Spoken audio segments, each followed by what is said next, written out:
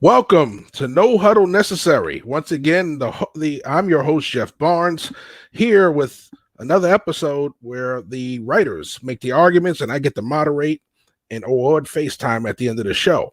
So normally we have 3 panelists, all from Nuts and Bolts Sports, but from now on, we're changing it up. That's right. We're bringing in guest analysts now to compete with our Nuts and Bolts Sports writers. So now that we have upped the ante, and with that being said, we're going to start to bring some of them in. So you've seen her around Nuts and Bolts Sports. You know who she is, the host of Moving the Chains. But we're talking about Ashmir Prasad. Ashmir, welcome to the show. Hey, everyone. Yep, welcome back. You know, you've been missing for a while. I had to rope you back in. I know. Well, when I took that L against Thomas, I was low-key butthurt. So I was like, well, listen, I'm hurt that you took the L to Thomas because I can't keep. I mean, I think everyone was kind of shocked with Thomas winning. I thought Dom won, but I always think Dom wins, so that might just be me. See, that's why I get to award the points, because that's why. Yeah, yeah, see? All right. And speaking of Dominic, we're bringing Dominic in after filling in for me last week. Dominic, how are you?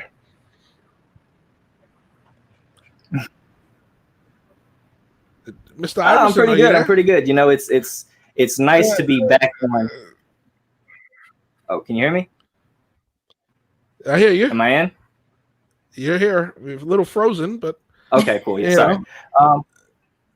Okay, well, I'll try and get the Wi-Fi fixed in a second. But yeah, I'm happy to be back. I'm happy to be on this side of the game this time. You know, it was nice holding down the fort for you, but this is where I'm comfortable. The host seat is hot, isn't it? Always. Yeah. See, well, I'm gonna tell you this much. I appreciate you filling in for me last week. It's not gonna win you any points this week, but I will tell you this much. I'm not gonna deduct any points for saying that she made the show sexier. Listen, my vanity is too high for you to say that, brother. So therefore, all right. So I'm just like, you know, fair. Fair.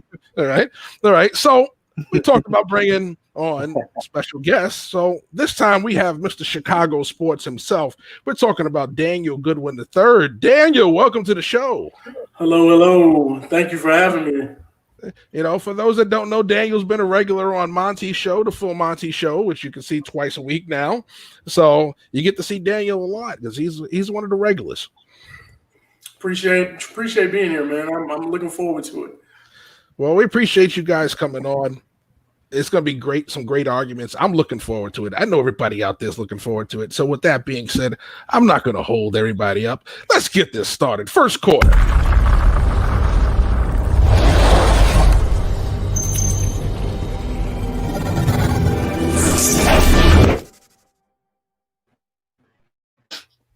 So week 1, week 2, everybody was loving Cam in New England. All the national guys were talking about how it was a great pickup for the Patriots. He gets COVID, goes into quarantine, misses a game. Oh, everything's going to be all right when Cam comes back. He starts struggling. Now everybody's throwing Cam under the same bus that they threw Brian Hoyer and all the rest of the other Patriots quarterbacks under. So my question to you guys to start this off is, are you buying that Cam is on the decline? And we're going to start this one off with our guest today. This is fresh in the house. You get first dibs on this. So Daniel, you're going to start us off. Okay, well, I'm going to start by saying this. Everybody needs to calm down when it comes to the Cam Newton situation. He's not regressed that badly. I mean, let's be real. No OTAs, no preseason, you know what I mean? Going into a new offense, the Bill Belichick system. You know, there's going to be some adjustments, right? He got off to a hot start, got off to a fast start, and I credit that to defenses being behind. We've talked about that several times. Defenses have been behind to start the season. So in the first 2 games, he was able to get off to a nice little hot start. He did some things with the running. They caught some teams off guard. And in that division, they weren't used to that from the Patriots, right? So, when he came through and he did that, that's what happened.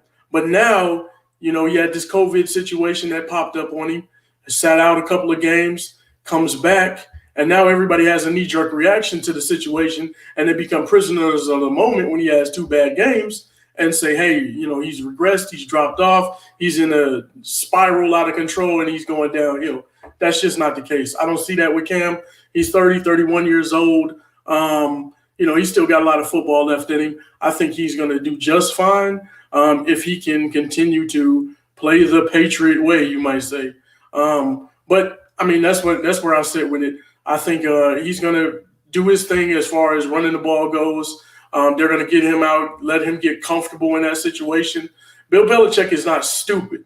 He wants things done his way, but he's also going to implement a game plan that really benefits the players involved, right? So he's not going to ask guys to do things that they're necessarily not able to do.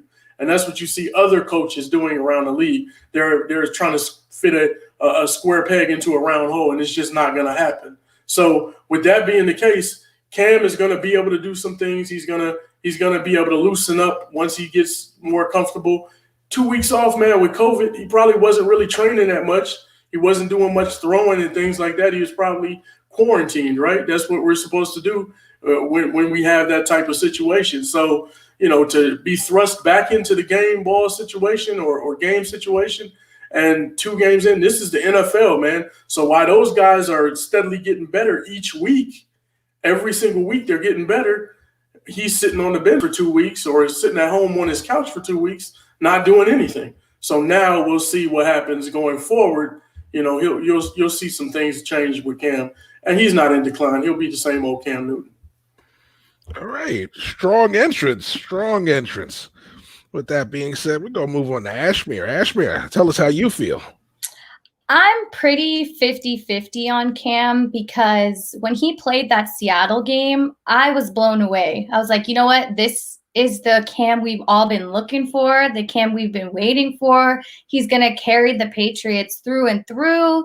Then the guy gets COVID, and I feel like the NFL has kept all this COVID stuff under wraps. Like, where did Cam get it? How severe was it, right? Like, I know nobody wants to blame the virus because then it's like a sign of a weakness or an excuse or something. I don't see it that way. It's a life-threatening disease, right? It affects different people in many ways. You could walk through life not even knowing, or you could have a ventilator. So I just feel like for him, like, he's still kind of recovering. But then at the end of the day, Denver's not that good, okay? So he should have won that game. It was very unpredictable. He's not reliable in the pocket. He's been passing poorly. He's just not as agile. I don't know. I know that I agree with the no preseason situation. That is very true, but we're in week 8. Like, I know he missed a Chiefs game, so I feel like after the Seattle loss and then he could have played the Chiefs, we could make more of an argument as to if he's still going to be great or not.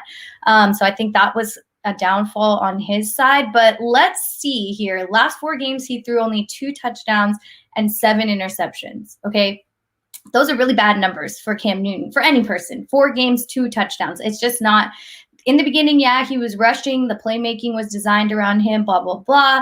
But for the rest of the season, I mean, they take on the Bills next. We know the Bills are a tough competitor. They're the only people in their division that they really need to worry about. And then past that point, they've still got to take on the Cardinals, who we know are strong, the Chargers with my man Justin Herbert, who's dogging out there, the Rams. Like, they've got a lot more competition coming up. So they are just climbing up this hill of competition, like I just said. And I don't think they can – it's better – he's better than, the backup, Jason. But it's a little unfair to the Patriots right now. But they also don't have a strong offense. So it's like you can't rely only on Cam. I'm giving him like the benefit of the doubt. I think this week against the Bills, we can see how well he plays. And if he does any better than he did the last week, then that'll be a sign, a good positive sign for the Patriots. But other than that, I can't put all my eggs in the Cam basket right now. Ooh, straddling the fence on me there. All right. That's I appreciate your honesty. All right, Dom. All right, yeah, I think we got. Yeah. I think we got everything set up. I think it just had to move around. But as far as Cam goes, I'm not jumping off the Cam bandwagon just yet. I still think Cam is a phenomenal quarterback. When you look at this offense, what does he have to work with outside of Julian Edelman? You know, Cam, one, coming off of dealing with COVID-19, quarantining. We know that some people have, side effects and things afterwards, even after they've beaten it. So we don't know exactly his health status, right? Like there could be some lingering effects that are causing some of these problems. But like I said, that offensive line has been decimated with injuries. And outside of Julian Edelman, there's no one on this offense that really scares you. There's no speedster. There's nothing like that, which is surprising to me that the Patriots haven't went out and tried to make a move for someone who, someone like a Dez Bryant who, yeah, he's had his problems in the past, but he has great speed, good hands. He can be a deep threat, like things like that. It's just been very odd that the Patriots have kind of sat back and it's just like, well, Cam can run the ball, so we'll just let him do that. And Cam has done that. Like he's done that well this year. He's actually their leading rusher. So you look at everything, I feel like Cam definitely needs to play better. 5 interceptions in 2 games, no matter what you're going through, that's just not acceptable. That defense, the past 2 games hasn't looked great. The defense in general hasn't looked great this season. I think the defense has been a little bit of a letdown, but I also think the defense is having to compensate because they have such an offense that is kind of crippled and isn't necessarily dynamic. But I'm not jumping off the Cam bandwagon just yet. I feel like if you get Cam some weapons, you get him an offensive line, you can see some real success in New England. And also, just being realistic, they're still kind of in the situation where Cam is in a totally new system. He didn't have an offseason to really prepare. He didn't have training camp and all that other stuff. So they can still just be working out kinks. Like there's a lot of different reasons. I understand sitting here and looking at the Patriots at 2-3, and it's just like, oh my God, what's going on here? Let's ease up. I understand it's crazy times we're living in right now with Bill Belichick team looking terrible, but relax. I'm not jumping off the Cam bandwagon just yet. I still think he can be absolutely fine, but he needs to play better, but they also need to get him some weapons. All right. So I'm going to bring everybody back in. All valid points. I agree with all of them. I think everything that everybody brought up was valid. And if you think about the situation, you think about all of those negatives, any quarterback would struggle. We saw that last year where Brady struggled. And the weapons really aren't really any better than what Brady had last year. They're probably worse, being the fact that he at least had Antonio Brown for a game. All right. So, but you have to look at where the noise is coming from, in my opinion. There's a segment of people that didn't want Cam drafted number 1 overall. There's a segment of people that wanted him to fail in Carolina. He didn't. There's a segment of people that when he got hurt in Carolina and the rookie came in and won 4 games, that they were ready to replace him then because they were just done with Cam. Everybody wanted to move on from Cam. Something about Cam with this disconnect with some people in the national media, one like Jeff Garcia. Anytime they get a chance to kick him when he's down, they're going to do it. They loved him week 2 because he was balling and they couldn't say anything negative. But the first chance they got, here we are. So, yeah, I agree with everything that's going on. New England's in trouble because they just, I don't know what they're thinking with this. The salary cap room they had last year, they could have signed anybody. They didn't. All right, so yeah, I don't know what's going on. Whatever they're planning, that they were playing it really close to the vest. With that being said, let's move on to quarter number 2.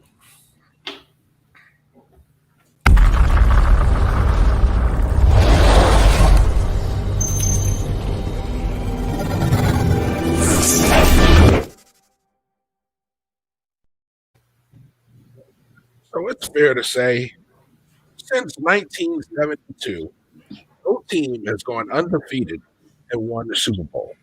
Since then, the Dolphins have popped champagne every year, although they had to wait a couple of years ago. Well, now it's over 10 years ago. Believe that. They had to wait, until the Super Bowl to pop the champagne when the Pats lost. But overall, they've been popping champagne since 1972. They're celebrating that they're the only team to ever go undefeated. We have one undefeated team left in the Pittsburgh Steelers, who are the hottest team in the league right now. You're going to tell me who's going to be the team that knocks Pittsburgh off from the ranks at undefeated. So we had our guest starters off last week. Okay, so Dom, you hosted. You get to start us off for quarter number 2. All righty. Well, absolutely, me being a Steeler fan, obviously, I would love to see us go undefeated. However, I'm able to be subjective and I'm able to be realistic. And I would be remiss to say that I'm not at the least bit concerned about this upcoming game against the Baltimore Ravens. Just again, me being a realist, whenever I look at our schedule, I always say that we're going to split with Baltimore. So this game, I actually am picking Baltimore to win this upcoming game. I think our undefeated streak comes to an end this upcoming Sunday, actually. Just because it's in Baltimore. That's really what it is. That's really how I always gauge these games is where are we playing? If we're in Baltimore, I'll give them the win. If we're at home, I'm going to ride with us. But when you look at the Steelers' schedule, it's been a lot of favorable games, and it's a lot of favorable games moving forward. Like the Steelers, let's say they lose this game to the Ravens. After that, they really only have to worry about the Ravens once more and the Buffalo Bills. Everyone else on their schedule is pretty winnable games. You look around, you see Washington, you see Dallas, you see Cleveland again, you have Cincinnati 2 more times. So it's conceivable that Pittsburgh could end up being like 14-2 at the end of the season and take the number 1 seed in the AFC. They're a really good team, both offensively and defensively. Special teams, they're solid, have one of the best coaches in Mike Tomlin.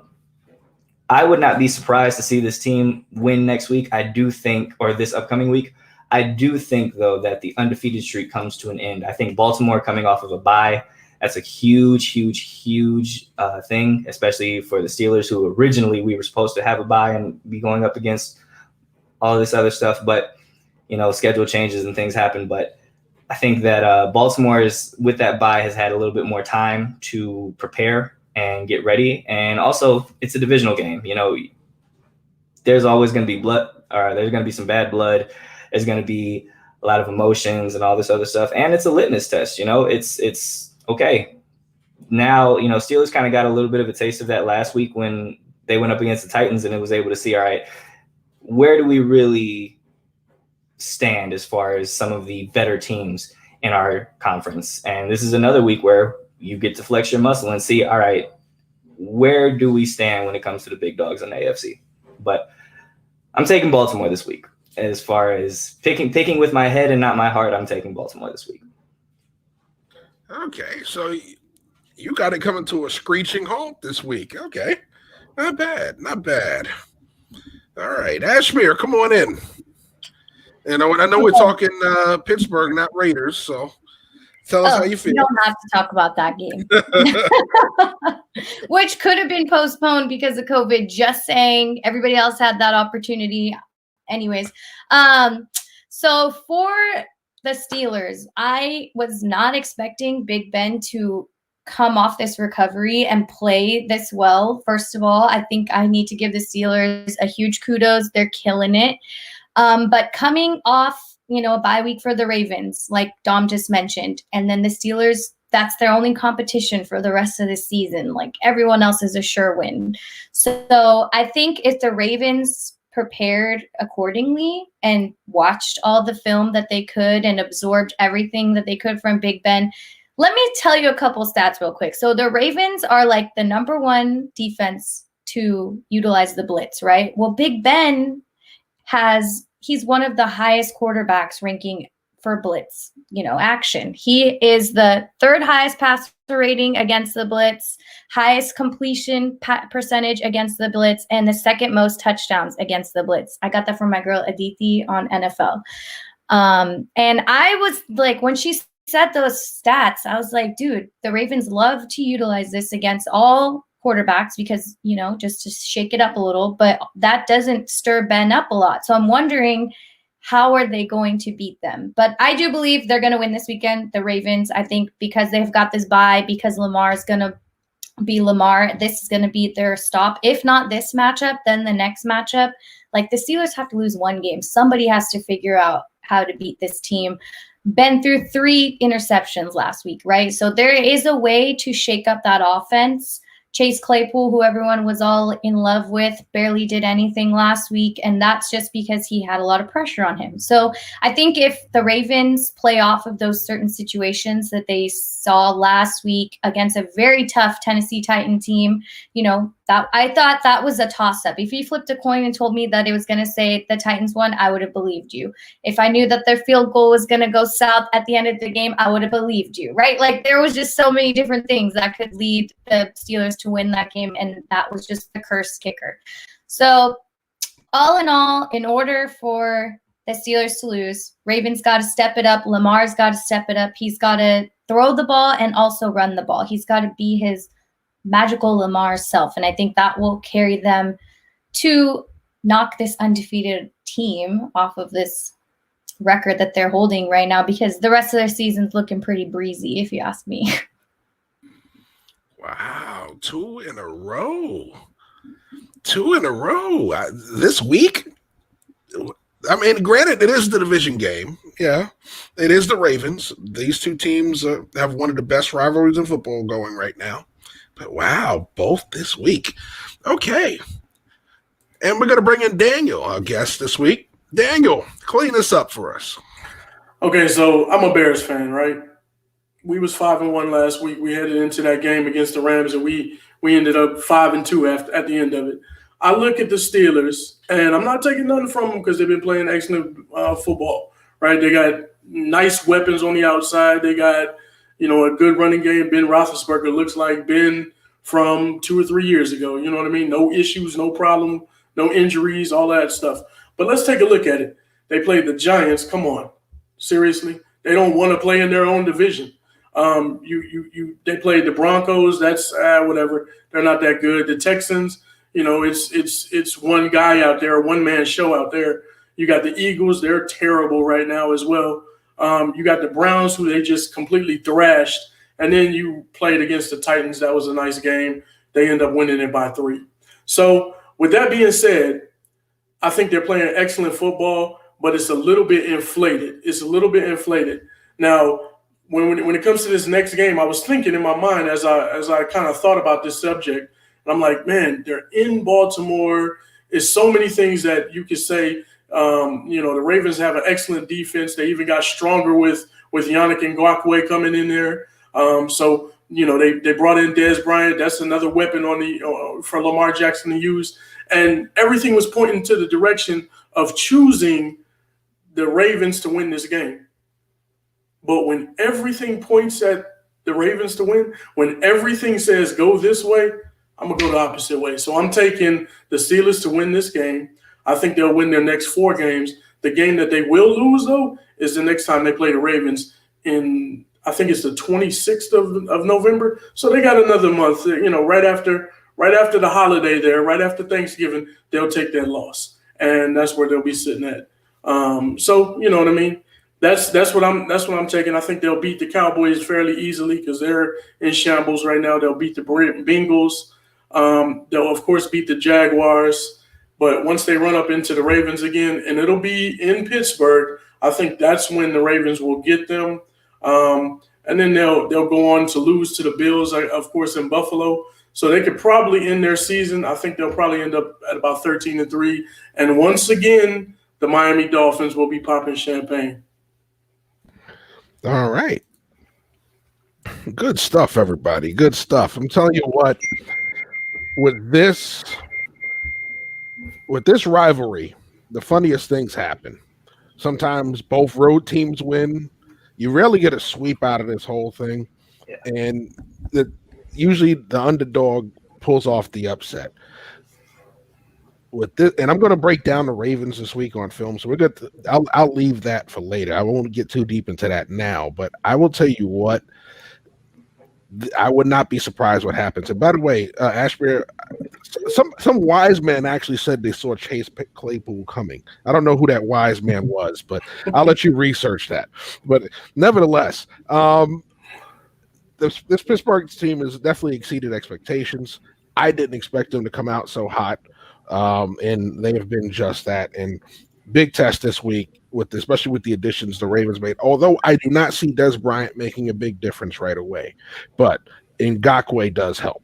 So, and yeah, I see that pink thing, Dom. Yes, I see it.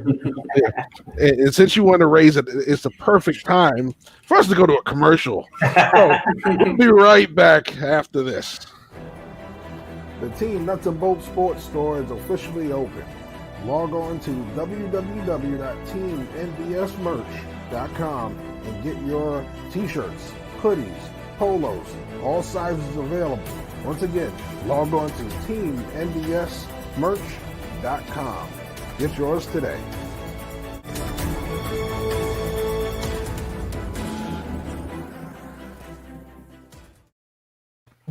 And we're back for the second half of the show. Right now, we're pretty tight. It's as tight as it could get right now. And we get ready for our third quarter. So with that being said, let's start the third quarter.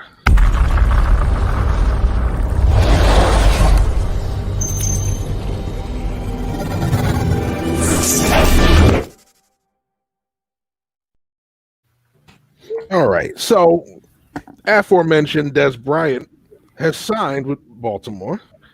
And finally, somebody decided to grow a pair and sign AB. Oh man, it's that team in my backyard here in Tampa Bay who seems to be signing everybody.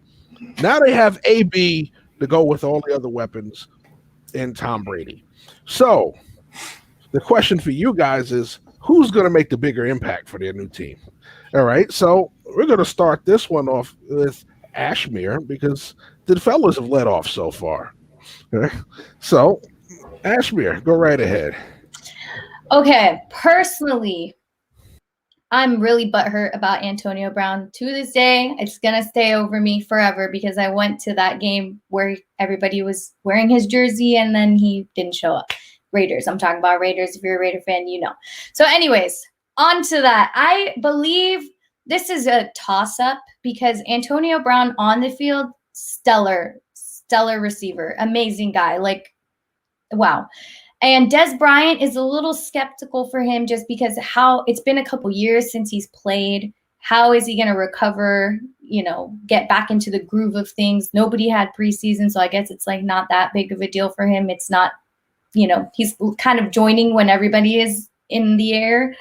But I think Dez, even though Jeff just said before we went to the commercial that Dez won't make a big difference for Baltimore, which was weird because he knew this was the question. I think Dez will be better for Baltimore because it is very crowded in Tampa right now. And even though Chris Goodwin is going to be out for a little bit with his surgery, Chris and Tom Brady are like lovers as Gronk and Brady are. So I think that's going to maintain the wide receiver one. But then he's also got his big dog, Mike Evans, who's like, they're like 1 and 1.5, right? Like I don't see a huge difference between the two, except I think Godwin's a little more consistent than Evans is. But there's just so many players out there that Brady has. It's almost like watching Patrick Mahomes with the Chiefs. He's got a lot of options, but I know AB is a better receiver. It's just like, I don't know. I'm just giving Dez the benefit of the doubt personally, because I think that the way the Baltimore offense is working right now, they could use another receiver. They could utilize him as maybe, a short receiver just to move the chains down the field, get them those additional first downs, things like that. I think that's how Dez will, give this offense a little more of an edge. AB and Tampa, maybe Tom Brady and him will fall in love again. I mean, he did score with the Patriots that first game that he played after he like spiraled out. But that's where I'm giving him not the benefit of the doubt, because his external personality is very iffy, right? And I feel like if he couldn't stay in New England with that, why would he be better, with Tampa Bay? I think that's like where I'm giving Dez more of my props, I guess you could call them, because I just think the way that he has represented himself throughout time, it hasn't been the same shaky way that Antonio Brown has done. And I'm still surprised that he was signed by anybody, because I just think the way he's portrayed himself off of the NFL once everything happened, it was just, I wouldn't bring him back. I said this in a previous No Huddle episode. I wouldn't bring the guy back. If you caught every single ball like your hands were tacky as honey, I still wouldn't do it, just because of the way that the chemistry has been going right now. Tampa's on a flow. Is AB going to mess that up, right? There's just some things you got to think about. So I'm rooting for Dez, and that's just because I think the Ravens could utilize him in a way that will benefit them. He might not be a key receiver, but I think it'll be something to help them get down, in the season with more wins in the long run. All right, good stuff. And I said initially he's not going to make a big impact. I didn't say overall. You keyed it to everybody that you didn't believe in Dez Bryant. I know. I said initially he's not going to make a big impact, and I'll tell you why after the segment. Okay. I don't want to give points to everybody else. Yeah. You say the fix was in if I did that. Daniel, come on in. Your turn. All right. Well, hey, she complained about tipping the scales or whatever the case may be. But I'm going to tell you like this: I'm gonna make you love Dez Bryant. That's number one. So if you don't think he's going to be an impact on the field for them, maybe not immediately, because he did sign to the practice squad, so he's probably going to be there for maybe 1 or 2 weeks or whatever the case may be. So it's not going to be an immediate thing. But let's just break it down. Tampa Bay doesn't need Antonio Brown. So if it flames out, like she mentioned, which it probably will, I'm just saying that because that's what I think. If it flames out in some way, shape, or form, they don't really need him. They're loaded, right? They're loaded. So it's not like, how much impact can he make on a loaded roster? So you talk about Dez Bryant. Dez Bryant's going to Baltimore. He embodies what Baltimore is. It's kind of like Anquan Bolden when he went there. It just fit well. Dez Bryant, the passion that he brings to the football game, it fits Baltimore. It fits that style. He's tough. He's hard. He's gonna fight for yardage once he catches the ball. He's gonna fight for some yards. He's gonna maybe run some people over. That's gonna fit well in Baltimore. So the impact that he has, not only on the football field, maybe catching some balls, the impact that he has on his playmakers around him as well is going to be magnified, because those guys are going to feed off of that energy. They're going to feed off of what Dez Bryant brings to the table, the physicality that he brings to the wide receiver position. Those guys are going to feed off of that. You can't deny it. So Baltimore's a running team. That's what they do best. They didn't get Dez in here to come catch 100 balls. They got him in here to do some things, do some of the dirty work that some of the receivers are not doing right now, right? And to be that spark plug, to be that emotional leader that you might say on the football field. He was that for Dallas for a long time. I don't necessarily agree how he was ran out of Dallas either, but that's not what we're talking about. So I think Dez will have a bigger impact because he's going to a situation where he's more needed. Antonio, they don't need him in Tampa Bay, man. You got Mike Evans, you got 2 Pro Bowlers at wide receiver, you got Gronk, you got Scotty Miller, you got all these guys. It's just not. Come on. It's not even close. I think Dez will be a more significant hire for that team as opposed to Antonio Brown, who's going to a situation where it's like, just another gum drop in the gumball machine. All right, good stuff. Dominic, come on in. Yeah, so the answer is AB. I got no disrespect, guys, but the answer is AB. Listen, Dez Bryant. I liked Dez Bryant a lot when he was in Dallas, but let's face the facts. Dez Bryant is not a good route runner, and he gets by mainly off of his physicality and just being bigger and stronger than everyone else. Well, that worked 8 years ago. You now haven't been in the league for 3-4 seasons, and the last time we saw you were in New Orleans and you tore your Achilles. He's on the practice squad now. Now, I do agree he's going to bring energy, he's going to bring fire, he's going to bring passion, and that's great. However, will that translate to production on the field? I don't really think so. Also, in Baltimore, probably won't translate to production on the field because Greg Roman doesn't really know how to pass the ball when it comes to their offensive coordinator. He doesn't know what he's doing. Yeah, he'll have Lamar Jackson run and all that other stuff, and that's great. But passing game, he doesn't have a clue about what to do. When you look at Tampa Bay, the reason why AB is going to have a huge impact in Tampa Bay is because Tom wanted him there. Tom pushed for New England to get Antonio Brown last year, and it happened. Antonio Brown played one game, and he looked phenomenal. Tom Brady pushed for Antonio Brown to be in Tampa Bay earlier this season. Bruce Arians said, no, we're not having it. And Tom just kept on. Bruce, go get AB. Bruce, go get AB. And now Tom gets what Tom wants. The reason why AB is going to have the production and he's going to have that impact is because Tom Brady trusts AB more than anyone else on this team. I don't care that he's worked with Mike Evans and Chris Godwin and Scotty Miller, everyone else. I get that. He's been working with them this whole time. That entire time, he was telling Bruce Arians, hey, we need to go get Antonio Brown. Antonio Brown's going to step in immediately, and he will be the best receiver on this team. Point blank, period. I understand that he hasn't played a football game in 2 years or something like that. Antonio Brown, who isn't coming off of injury, all of his stuff, the only thing that kept Antonio Brown out of the league was personality, his character, his actions off the field, as well as on the field, as far as just dealing with people and the way he went about his business. Now, I understand where Ashmere's coming from, saying that she wouldn't have signed him. I completely agree, because I think he's 50-50 at this point. He can either be great for you or he's going to be a firecracker and he's going to fizzle out and he's going to cause problems. But that's the thing with Tampa Bay. They have all of this talent. So Antonio Brown is expendable for them.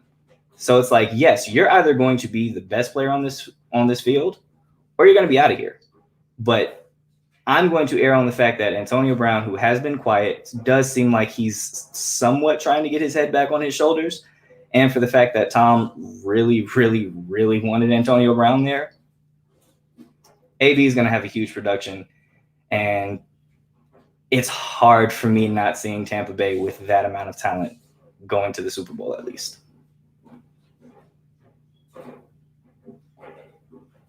All right, good stuff. Well, I'll tell you what. All right, so I'm going to tell you about my feelings on AB, and I'm going to tell you about Dez. I'm going to start with Dez since Ashmeer poked the bear. I need to know. All right. Yes. Okay. So I'm not going to get too heavy into the Ravens offense. You can watch my Inside the Film Room on them this week. That's going to come out later this week. Now, Dez Bryant. Is it good for him to go to Baltimore? Yes. Reason being, he's going to be counted on in the red zone. They need another red zone option. Him and that fade route in the red zone is going to be big for Lamar. Lamar, when he breaks the pocket, is where Dez is going to help him. Overall route running, he's not going to contribute any more than Miles Boykin.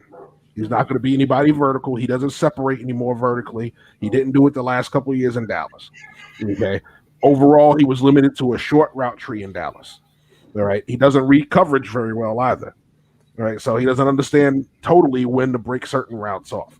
So with that being said, in a simplified passing attack in Baltimore, he's going to eventually fit in, but it will be after a couple of games when he finally gets the timing down with Lamar Jackson. The first couple of games, it's going to be ugly. All right. AB, on the other hand, if he has success, that's when we got to look out for the bad AB. When AB's worst point of his career was when he had the most success. All right. When he got drunk on himself is when he went off the deep end. Okay. For many years in Pittsburgh, he wasn't flying into training camp in a hot air balloon and pulling all the other stuff that he pulled in Oakland.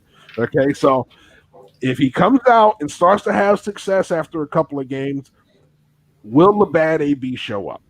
That's the question. Yes. Okay, so with that being said, I'm done adding my 2 cents because plain and simple, it's time for the fourth quarter. Everybody throw up your fours. It is fourth quarter time here at No Huddle Necessary.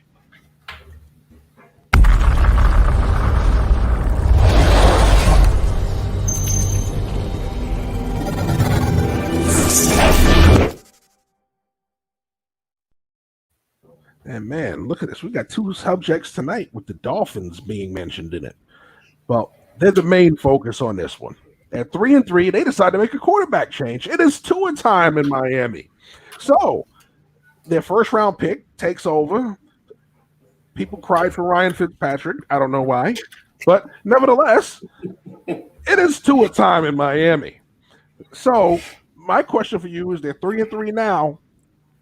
With Tua at the quarterback, what is going to be their final record? And to throw a little curveball in there, you know what? We're going to go back to our guest. Daniel, you're going to start us off. I'm going to go 7-9. That's what they're going to end up being at the end of the year. I think they lose to the Buffalo Bills. I think they're going to lose to the Raiders. They're going to lose to the Patriots. They don't have what it takes to beat the Chiefs, of course. I mean, Buffalo's defense is stout, man. Buffalo's defense is tough. I did not check. I don't know if their game is away or at home. That the next time they play, but I don't know. But I think Buffalo. I think Buffalo will beat them. I think the Raiders will get them. I think the Raiders are sneaky good. Like you look at the Raiders, and they're not the sexiest of teams or anything like that, but they're sneaky good. They got a nice running game. David Carr is playing decent right now. You have you have some weapons on the outside, and their defense is sneaky good as well. So I think they'll beat them. The Patriots are the Patriots. They'll find a way to make this a competitive ball game, even if they're struggling at the time, even if they don't have weapons like they currently do. They'll make this a dog fight, and they'll probably beat the Patriots. The Cardinals, I think the Cardinals will beat them beat the Dolphins as well. The teams that the Dolphins do have a chance of beating down the stretch over the course of the next 10 games, you got the Chargers, the Broncos, the Jets, and the Bengals. I think they can get those teams. But overall, I mean, they're not gonna. They got the Rams, they got the Cardinals, the Chiefs, the Packers. I mean, not the Packers, but the Patriots, the Raiders, and the Bills. Those teams are going to be too much for them to handle. They won't be able to handle it, and they'll end up being 7-9, right underneath 50% or 500 team, which is good. I mean, but you got a rookie quarterback going in there.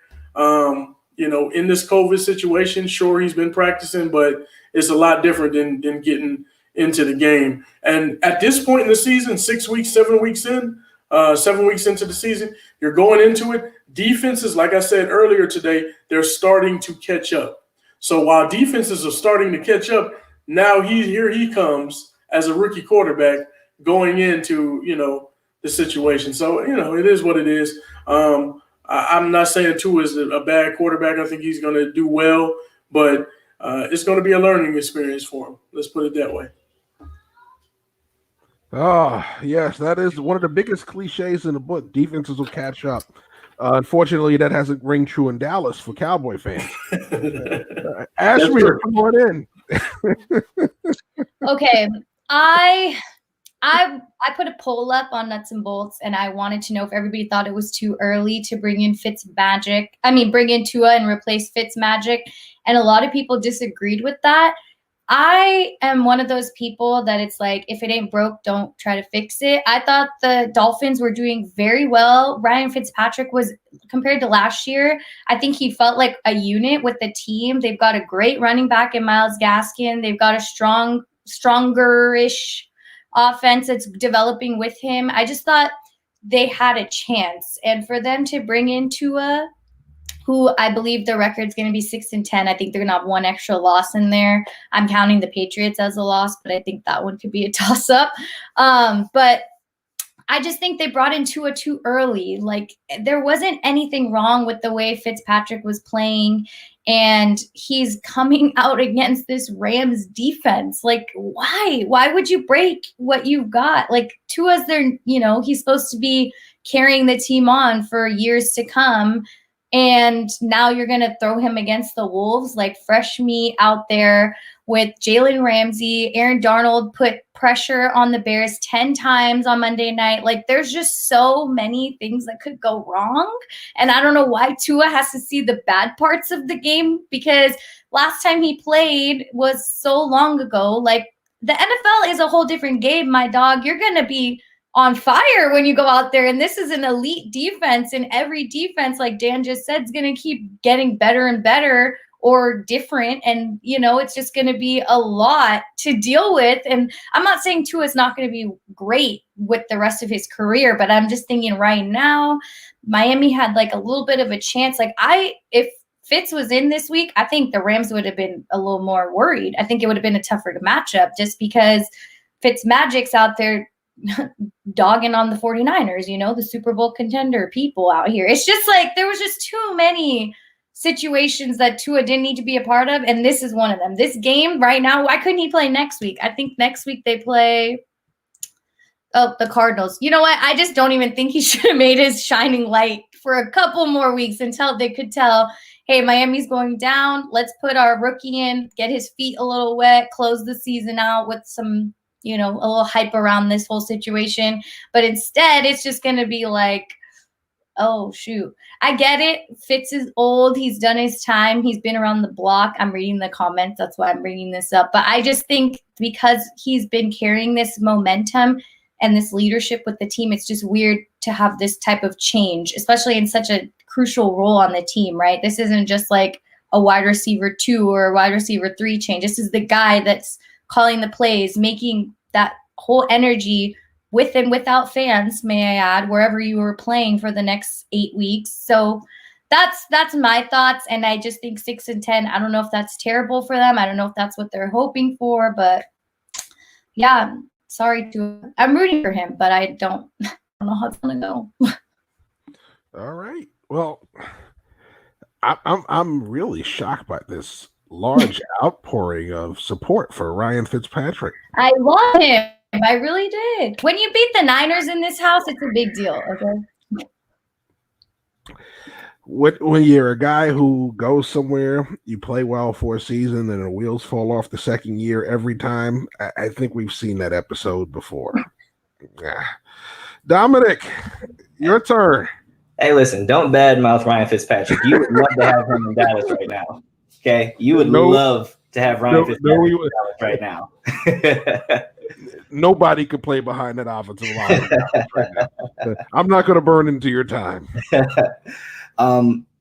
What are the Dolphins going to finish as? I agree with 6-10. 6-10 sounds about right, and that sounds about right from what I had for them at the beginning of the year. This year, as far as putting Tua in, I do think it was a little early. However, I do think that the schedule changes kind of messed with their plans. I believe that their plan from the beginning was to start Tua after their bye week. Now their bye week got moved around because of COVID situations and all of that. So they kind of just had to roll with the punches and was just like, well, let's just be completely honest here. We're not really playing for anything this season. Like, if you're the Dolphins, you knew we're not competing for this division. We're not competing for a playoff spot. Right now, this season is we're sitting back, we're evaluating what our team needs. So that way when Tua comes in next year with the draft and everything, we can build around him and put him in a situation where he can be successful from the jump. So the move to put Tua in, I think, was a little premature. I do think that Ryan Fitzpatrick was playing well, but I understand why they make the move, especially when you have guys like Justin Herbert, like Joe Burrow, who are absolutely lighting it up in Cincinnati and Los Angeles. It puts a lot of pressure on you as an organization to see, like, well, the other 2 guys that were taken in the first round are killing it in their situations, so why are we not starting our rookie? But as stated before, this Dolphins schedule is not kind. They have games against the Cardinals, Patriots, Chiefs, Rams, Chargers, Raiders, and Bills. Now, good news for Tua, and just for us as fans, we will get to see Tua go up against those other 2 rookie quarterbacks when they play the Chargers and when they play the Bengals. But 6-10 sounds about right. You know, the Dolphins, again, they weren't really competing for anything this year. They didn't have high expectations. 6-10 sounds just right. They have some really tough matchups moving forward. They do got a couple games, you know, like I said, the Bengals, they got a game against the Broncos and stuff like that. They'll win their 3-game stretch from week 11 to week 13. Week 11, week 12, and week 13, I believe they'll win those 3 games. But I just don't think that this team has the talent just yet for Tua to be successful against some of the other elite squads that they're going to have to go up against. And like I said, I don't think it will be Tua's fault. I think Tua is going to come in. I think he's going to be everything that we expect him to be. I'm really big on Tua. I think he's going to be phenomenal. I think he's going to show, and he's going to have really, really good games. He'll have his rookie mistakes just like everyone has so far this year. But Dolphins will be 6-10, but it's an optimistic 6-10. It's like, yeah, we're 6-10, but we're really worried about next year. What do we look like next year when we get some talent? When Tua's kind of had 10 games under his belt, now we get to really know what he is and see what he can do when we put a team around him.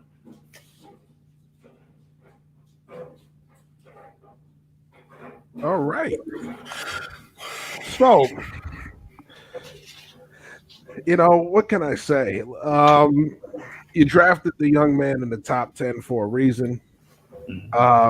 Listen, Ryan Fitzpatrick wasn't playing poorly. I'm not saying that he was, but he was playing like Ryan Fitzpatrick plays. So you expect him to play well for a while. And so why wait till he's going sour to make the switch? Do it now. You're 3-3. You're not 6-0. And maybe the kid takes you somewhere. Maybe it's next year for him. But either way, you got to see what he's about. He's healthy. Can he stay healthy? I think is the main focus. You're talking about a guy who in the last 3 years has had 2 ankle surgeries and a hip surgery. So that is going to be the big question for Tua. Not so much how he plays. I think eventually he'll play well. I think overall how consistent he is and can he stay healthy will be the task for him. So, ready for some fun? It is that time. We've had 4 quarters in the books. Wow. Yeah, it's going so fast. But guess what? You know how the eliminations usually go. It doesn't matter if you're first or last. I send you to the back as I see fit. But every once in a while, we change that up because in certain cases we have overtime. Oh, so we have a tie right now. So somebody is getting sent to the back because they're not part of this tie. Oh. And so don't think that somebody's not getting booted. Somebody is getting booted. I thought this was the 3 of us all together. No. We're going to have overtime. But unfortunately, one person didn't qualify for the overtime. So unfortunately, we're going to have to send someone to the back. So that's why the winner graphic hasn't played yet, because we're going to send Ashby to the back. I'm sorry. All right, let's do it. I think so we got 2 minutes for overtime. All right. Okay. Right. So with that being said, I'm going to make the question quick so we can get right into your responses and make sure there's plenty of time for FaceTime. All right. So the question is, with the way things are going in Atlanta, we've already seen them engage in trade talks for Takk McKinley. The question is, what are the chances that you have both Matt Ryan and Julio Jones on the same team next year? Okay, so we're going to start this one off with Dom.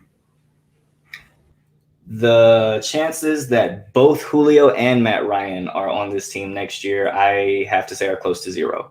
I'm a firm believer that they should have moved on from these 2 this season with just the way everything is going.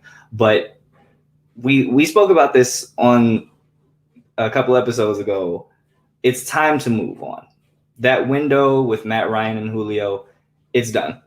It might be tough to find a suitor for Matt Ryan because of his contract and his age, but damn near every other team in the league will take calls on Julio. I think Julio is the one that definitely leaves, and if the Falcons can find a taker for Matt Ryan, then yes, they want to move on from them. You're going to have a new head coach, a new general manager, so you're going to have a totally new coaching staff, and they're not going to be married or they're not going to feel indebted to any of the players that are on this current roster.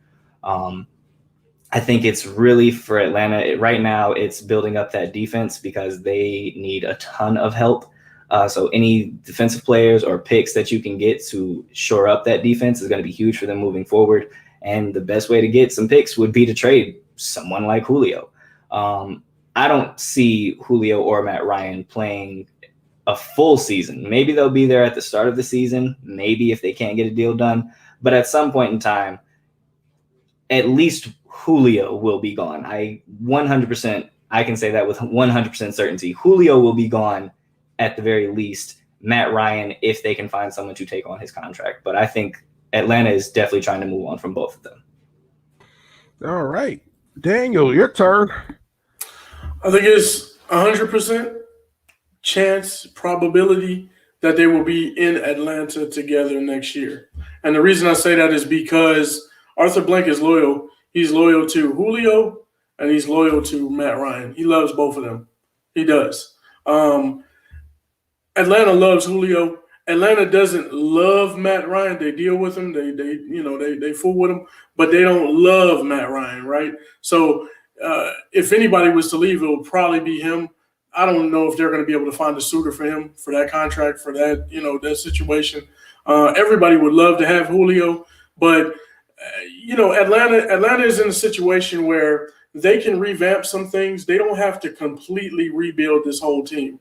They can revamp some things and maybe make some things work. So I believe what Arthur Blank will end up doing is trying to get a coaching staff and a GM that's willing to try one last time with this team, that, the nucleus that you have, because you got talent all around. You got Russell Gage. You got a offensive, on the offensive side of the ball, Hayden Hurst, Russell Gage. You got Calvin Ridley. You got Julio Jones. You have weapons. Those guys are there, right? And those guys are under contracts, and they're not, you can move forward with them.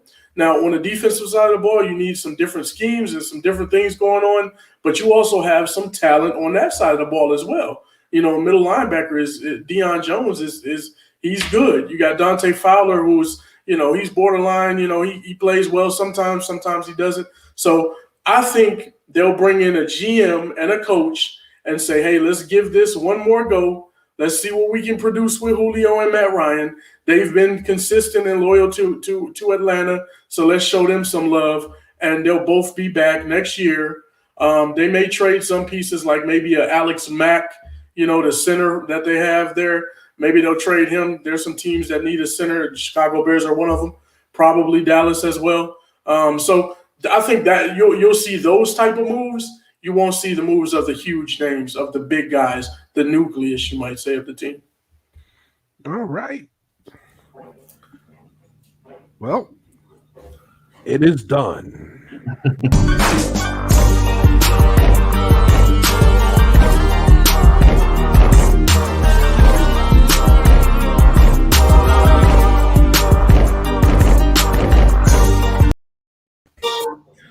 All right. So, with that being said, we got to squeeze FaceTime in, so I'm not going to drag this out any longer.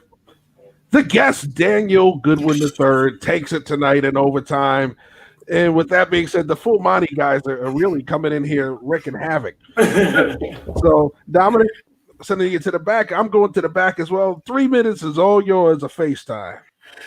All right, so let me get a little bit of FaceTime. I appreciate y'all having me on the show. That's number one. Thank you for the opportunity. It's a wonderful show. It's pretty nice. I love it. Wonderful host. And the two opponents that I had tonight, they know their stuff. So I give you guys credit as well. Excellent points that you brought out. So with my FaceTime, I like to talk a little bit about my Chicago Bears. And I was on Monty's show earlier this week on Sunday. We talked about the Bears. I was real boisterous about how we were going to handle the Rams. We went out there and we got spanked. And it showed me a lot of things.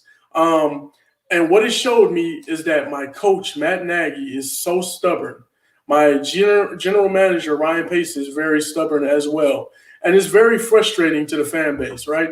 It's very frustrating to the fan base because we're sold a bill of goods. You say, hey, this is not the quarterback we need. Let's move on from Mitch Trubisky. You throw Nick Foles in there. Nick Foles goes in, and he played well for a little bit. But let's be honest, man. The last 4 games, 3 touchdowns, 5 interceptions? That's not going to work. That's not going to work. He's making errant passes, missing guys wide open. True enough, he doesn't have blocking. He doesn't have the great offensive line, but that's something that Mitch Trubisky played behind as well.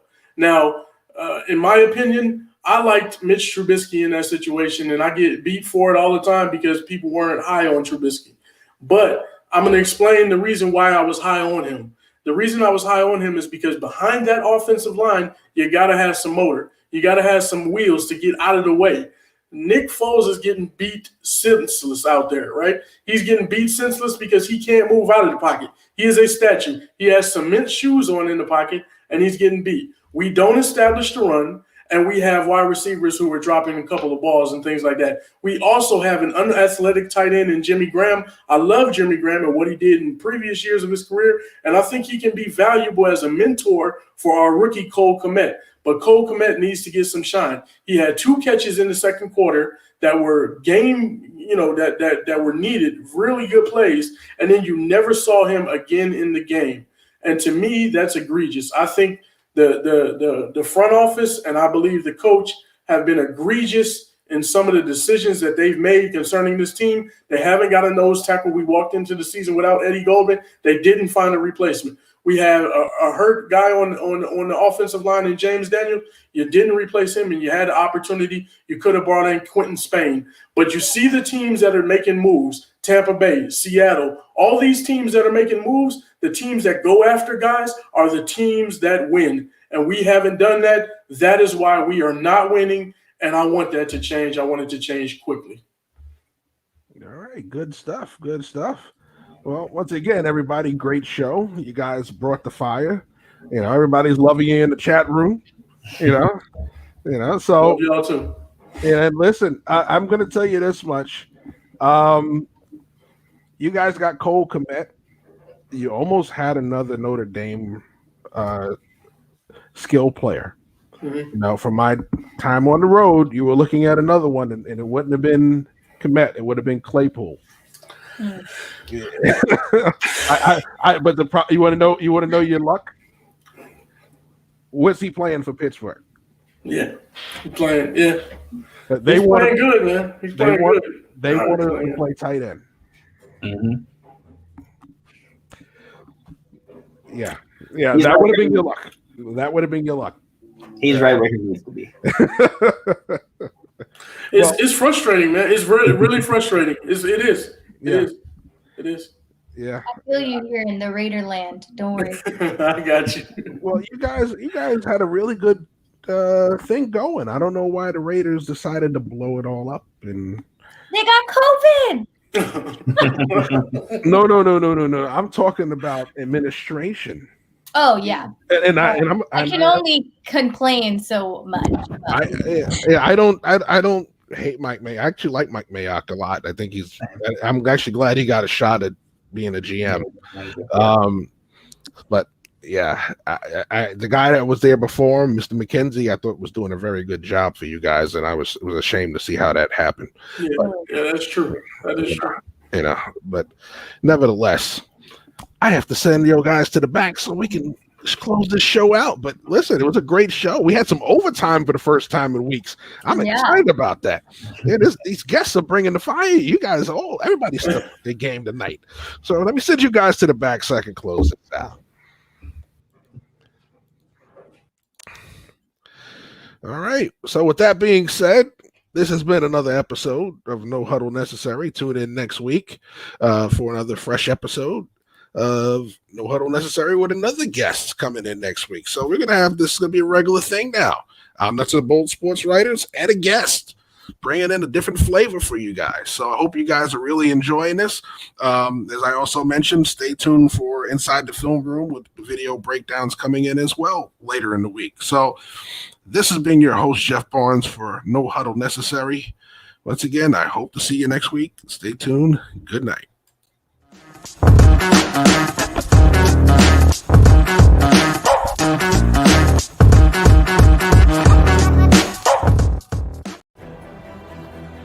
Nuts and Bolts Sports Store is officially open.